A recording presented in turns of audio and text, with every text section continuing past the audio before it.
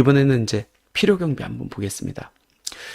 양도소득세에서 필요경비는 당연히 원칙적으로 이익을 산정하는 데 들어간 비용이기 때문에 모든 경비가 차감돼야 되는 게 원칙적으로 맞다. 하지만 조세정책 목적이 강한 세금이다 보니까 지출된 모든 필요경비가 인정되지 않고 법에서 열거되고 있는 필요경비만 제한적으로 인정되고 있다. 그럼 한번 생각을 해볼까요? 내가 부동산을 이제 취득을 합니다. 취득 시에 들어간 필요경비 어떤 것들이 있을까요? 대표적인 게 취득세 등록세겠죠. 중개수수료일 겁니다. 이때 중개수수료는 법정 수수료보다 과다 지급한 중개수수료도 가능합니다. 왜? 내가 이 부동산을 들어가기 위해 실제 들어간 비용이기 때문에 그렇습니다. 소송비용, 소유권 확보를 위해 직접 소유된 소송비용 가능합니다. 부가가치세, 매입세 공제를 받지 않는 부가가치세도 취득 필요경비로 들어간다. 취득가액에 산입된다는 겁니다. 채권 할인 비용도 마찬가지고 컨설팅 비용도 마찬가지입니다. 내가 부동산을 취득하는데 경매로 취득하고 싶어요. 그래서 컨설팅 회사의 도움을 받아가지고 경매로 취득했습니다. 그때 컨설팅 비용, 이 부동산을 취득하기 위해서 직접 들어간 비용이기 때문에 인정됩니다. 근데 취득할 때 들어간 비용임에도 인정되지 않는 거, 가장 많은 게 대표적인 게 명도비용입니다. 내가 경매로 부동산을 취득하면서 해당 부동산을 점유하기 위해서 지출된 명도비용. 근데 그 명도비용은 법적 지급 의무가 없다라고 보면은 필요경비로 인정되지 않거든요. 우리가 명도비용이 필요경비로 인정되는 경우는 언제죠? 내 부동산을 팔 때 임차인들을 내보내기 위한 이사비용은 인정되지만 내가 부동산을 취득하면서 이 부동산을 사용하기 위해서 지출된 명도비용은 인정되지 않는다. 합의금도 마찬가지입니다. 경매로 부동산을 취득하면서 유치권자에게 지급한 합의금, 그 합의금이 법적 지급 의무가 있다고 하면 인정되지만 법적 지급 의무가 없다고 하면 인정되지 않는다. 그러니까 여러분들이 주의해야 될 거는 양도세 신고하면서 취득, 보유, 처분 단계에 들어간 모든 경비가 다 인정되는 건 아니라는 거 꼭 기억하시면 될 것 같고요. 이번에는 보유했을 때 들어간 필요경비 중에서 인정되는 것하고 인정되지 않는 거 한번 볼까요?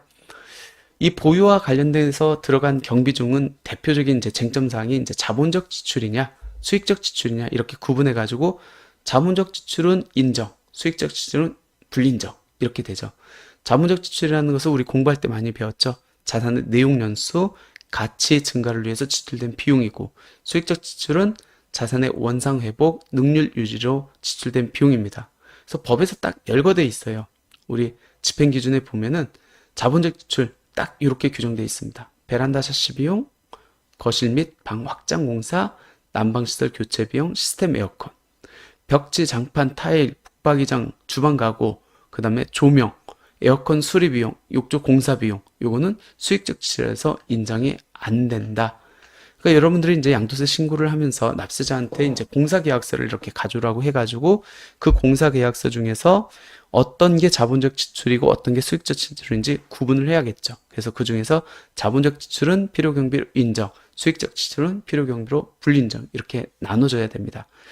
내가 보유했을 때 들어간 경비 중에서 또 인정되는 거는 법적 지급 의무가 있는 법정 부담금입니다. 예를 들어서 개발 부담금이라든지 재건축 부담금이라든지 아니면 소송, 보상금을 받는데 이 보상금의 증액과 관련돼 직접 소유된 소송 비용은 증액보상금을 한도로 해서 인정받기 때문에 이 비용도 필요경비로 인정된다. 장애 철거 비용도 가능하다라는 겁니다. 근데 내가 보유하면서 들어간 필요경비 중에서 인정이 안 되는 거 아까 대표적인 게 수익적 지출이라고 말씀드렸습니다. 두 번째는 이자 비용입니다. 어떻게 보면 이자 비용은 부동산의 이익을 산정하기 위해서 필수 불가결한 비용으로 이렇게 볼 수 있거든요. 근데 생각을 해보세요. 이자 비용을 인정을 해준다라고 하면은 너도 나도 부동산을 투기하려고 할 겁니다. 근데 아까 제가 말씀드렸지 양도소득세는 조세 정책 목적이 강한 세금이라고 했잖아요. 잡아야 되겠죠. 그래서 이자 비용은 실질적으로 이익을 산정하기 위해서 직접 들어간 비용임에도 불구하고 이런 정책적 목적 때문에 대출 이자 비용은 인정이 안 된다라는 겁니다. 그 다음에 오피스텔을 이렇게 줬습니다. 근데 오피스텔을 줘가지고 아니면 원룸을 줘가지고 여기에 이제 TV, 에어컨, 가스레인지를 이제 비품을 구입해야겠죠. 이 비품 구입비가 나중에 오피스텔 또는 원룸을 매도하기 위해서 필요 경비에 인정되느냐? 인정될까요? 안 되죠. 왜 그렇죠?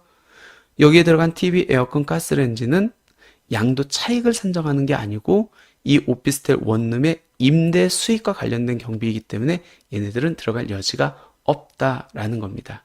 그래서 부동산을 보유했을 때 들어간 비용 중에서 인정되는 거, 인정이 되지 않는 거 명확히 구분해야 된다라는 겁니다.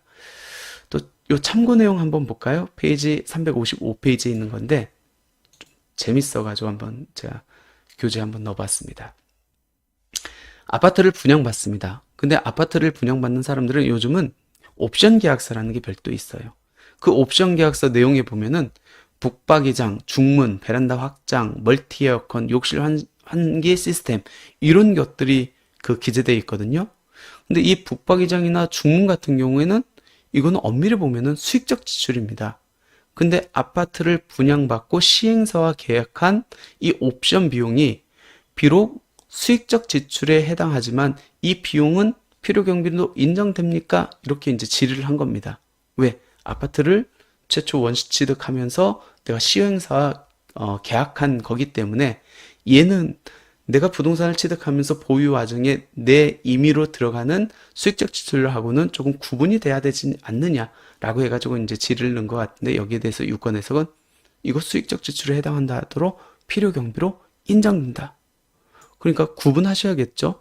분양받은 아파트의 옵션 비용은 수익적 지출, 자본적 지출 불문하고 필요 경비로 인정된다. 하지만 아파트가 완공된 이후에 소유자가 개별적으로 시행한 옵션 비용은 해당 항목이 자본적 지출에 해당하면 필요 경비로 인정되고 수익적 지출에 해당하면 필요 경비로 인정되지 않는다. 그러니까 시행사의 옵션 계약이냐, 완공 후 소유자가 개별적으로 지출한 옵션 계약이냐, 들어간 그 수익적 지출인지 자본적 지출인지라서 구분을 해야 된다라는 겁니다. 이번엔 처분시 필요 경비 한번 가보겠습니다. 처분시 필요 경비에서 인정되는 거 중개수수료 당연히 인정되겠죠. 법정 수수료보다 과다 취급한 중개수수료도 가능. 광고료 들어갑니다. 소개비, 중개수수료에 준하는 컨설팅 비용, 소개비는 가능한데 요 밑에 필요 경비로 인정되지 않는 컨설팅 비용이 또 있습니다. 요거는 부동산의 시세 분석, 가격 협상 전략을 위한 컨설팅 비용은 인정되지 않고 있다는 겁니다. 조금 애매모호하죠? 특히 서울에 있는 꼬마 빌딩을 양도를 합니다.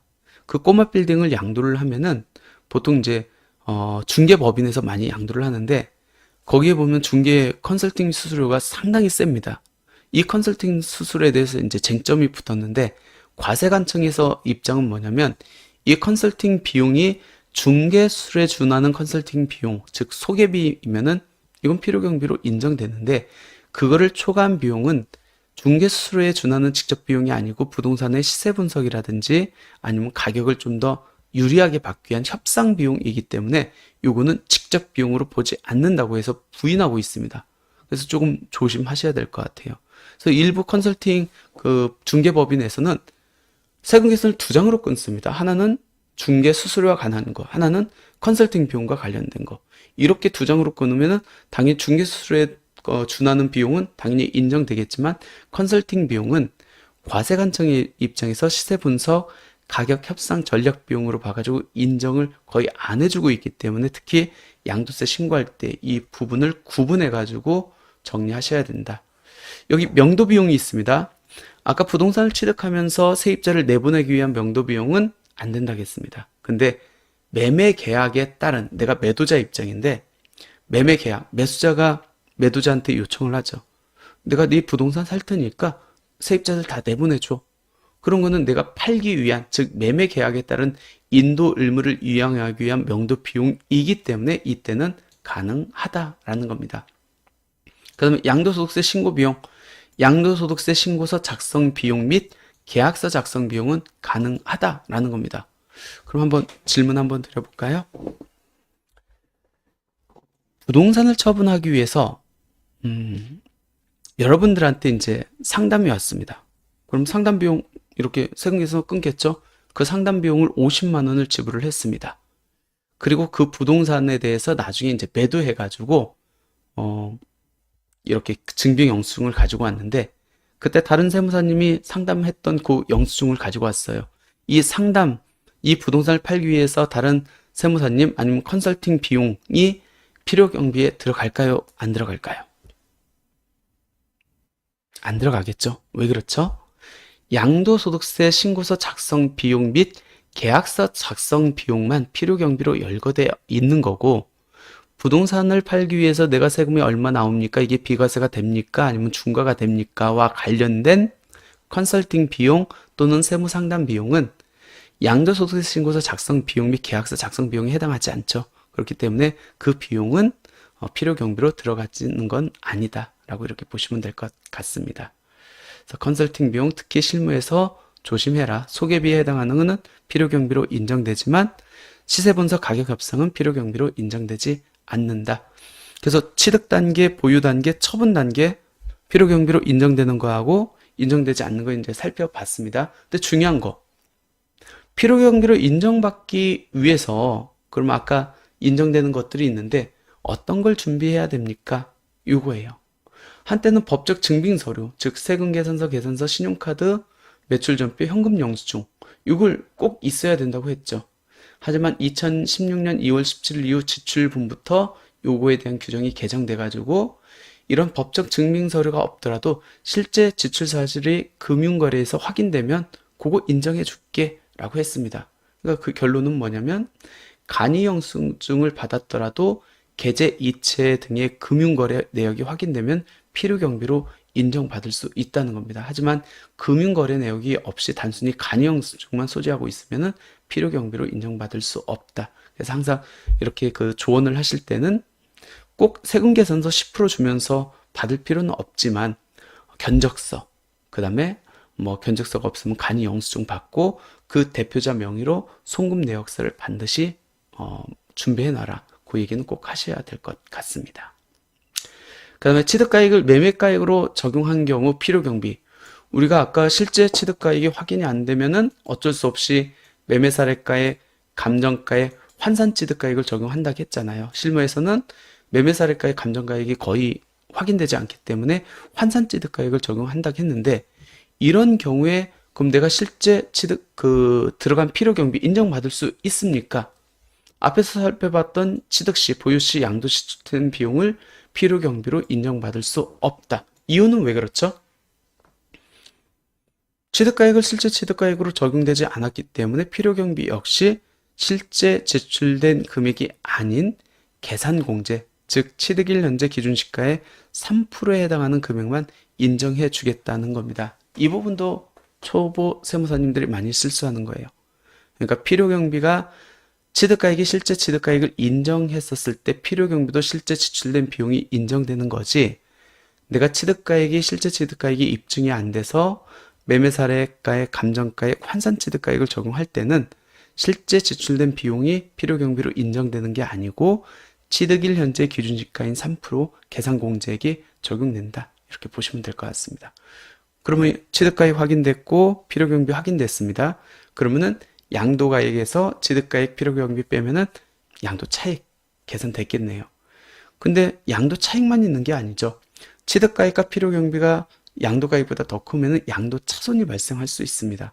그럼 양도차익과 양도차손이 발생할 수 있는데 이 양도차익과 차손이 각각의 부동산을 거래하면서 한쪽은 양도차익, 한쪽은 양도차손이 있는데 이게 일과세기간에 이루어졌다. 그럼 어떻게 되죠? 양도소득세는 일과세기간에 모든 양도차익과 양도차손을 통산하도록 되어 있기 때문에 정산을 해야 된다라는 겁니다. 한번 사례를 한번 들어볼까요? 2024년도에 두 개의 부동산을 양도했습니다. 하나는 양도차익이 2억 원이 나와서 납부세액 6천만 원을 냈습니다. 이게 4월 달에 이제 신고를 했겠죠. 4월에 양도했으니까 예정 신고 기간인 6월 달에 이렇게 신고를 했습니다. 그리고 동일한 연도에 2024년도에 또 하나의 부동산을 처분을 했습니다. 10월 달이겠죠. 그러면 12월 달에 예정 신고를 하면서 이때 이제 같은 과세 기간에 있기 때문에 2024년 4월 달에 양도한 거를 합산 신고를 해야겠죠. 근데 앞에 양도차익 2억 원이 있습니다. 근데 이번에 양도차손 2억 원이 있기 때문에 통산하면은 통산된 양도차익은 얼마죠? 제로입니다.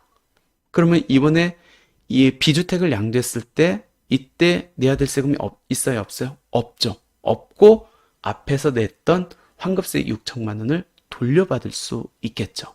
그 양도차익이 발생한 후에 부동산, 차손이 발생한 부동산을 양도할 경우에는 앞에 냈던 납부세액을 환급받을 수 있다. 근데 거꾸로 한번 생각을 해볼까요? 4월달에 양도 차손이 2억 원이 발생했습니다. 양도 차손이 발생했으니까 납부세액이 있겠습니까? 없겠습니까? 없죠. 세금을 안 냈어요. 그리고 10월달에 부동산을 또 팔았는데 양도 차익이 2억 원이 발생했습니다.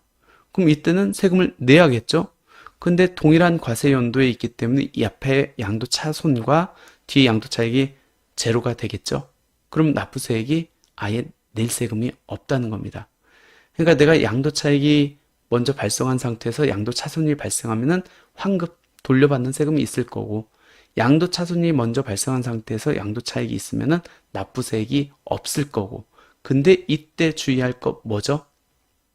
양도 차손이 비과세가 대상이다. 내가 1세대 1주택 비과세 대상인데 공교롭게도 내가 산 금액보다 판 금액이 2억 원 마이너스 결손이 생겼습니다. 그렇게 결손이 생긴 상태에서 내가 다른 부동산을 양도를 했습니다. 다른 주택 분양권을 양도해가지고 이 분양권에서는 2억 원의 양도 차익이 발생했습니다. 그럼 우리가 생각할 때 같은 연도에 양도를 했고 하나는 양도 차손, 하나는 양도 차익이기 때문에 통산해가지고 이 10월 달에 양도한 주택 분양권은 납부세액 없어. 이렇게 생각할 수 있지만 반드시 체크해야 될 건 뭐죠? 앞에 양도한 양도 차손이 비과세 대상이라면은 어떤 문제가 발생하죠? 비과세가 됐다는 거 하면은 과세권을 포기한 거고 납부세액이 없는 거죠. 그러니까 얘는 양도 차손을 써먹을 수 없다는 겁니다. 근데 이 부분을 많이 놓치고 통산해가지고 신고하는 경우가 있는데 사후관리에서 다 걸립니다. 그렇기 때문에 비과세되는 양도 차손은 처음부터 과세 대상이 아니기 때문에 내가 양도 차익과 통산할 수 없다는 것까지 꼭 기억해 두시면 될 것 같습니다.